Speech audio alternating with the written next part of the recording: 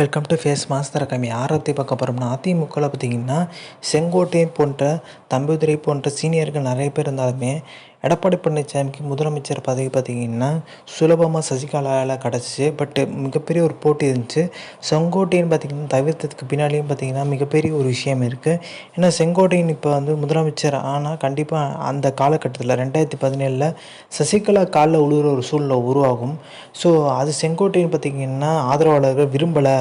So அப்படி பண்ணால் அப்படி உளுந்து நீங்கள் முதலமைச்சர்னா இதை மிகப்பெரிய லெவலில் சொல்லி காமிச்சிட்டே இருப்பாங்கன்றதுக்காண்டி தவிர்க்கிறதுக்காண்டி தான் பார்த்திங்கன்னா செங்கோட்டையன் அந்த பதவி கூட வேணாம்னு சொல்லியிருந்தார்.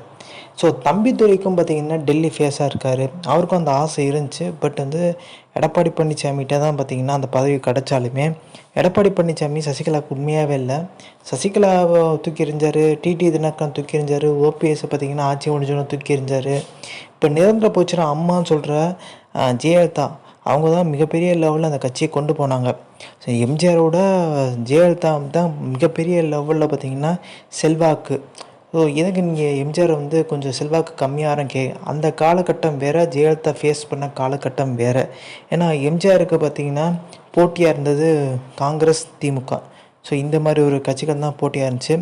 பெரிய லெவலில் பார்த்திங்கன்னா பாஜக அன்றைக்கி ஒரு அழுத்தமோ நெருக்கடி கொடுக்கல எம்ஜிஆருக்கு. ஆனால் ஜெயலலிதா இருந்த காலகட்டம் பார்த்திங்கன்னா அவங்க மேலே ஏகப்பட்ட கான்ட்ரவர்சி. ஸோ இந்த சொத்து குவிப்பு வழக்கு ஒரு பக்கம் பார்த்திங்கன்னா 2012 அப்புறம் ஜெயலலிதா மிகப்பெரிய லெவலில் பார்த்திங்கன்னா உச்சத்தில் போகிறாங்க தமிழ்நாட்டில். அப்போ பிஜேபின்ற ஒரு கட்சி பார்த்திங்கன்னா உள்ளே வருது. அன்றைக்கி அந்த காலகட்டம் தான் பார்த்திங்கன்னா பிஜேபின்னா தமிழ்நாட்டுக்கு என்னன்றது தெரியும். ஸோ அப்புறம் மோடியோட பார்த்திங்கன்னா மோதுறது. ஸோ இந்த மாதிரி விஷயத்தில் பார்த்திங்கன்னா ஜெயலலிதா எம்ஜிஆரே மிஞ்சிட்டாங்க. ஸோ மிகப்பெரிய லெவலில் வளர்த்தாங்க. ஆனால் அவங்களே பார்த்திங்கன்னா நிரந்தர போஸ்டரை நீக்கிறாங்க. எடப்பாடி பழனிசாமி அந்த பதவி போய் உட்காடுறாங்க.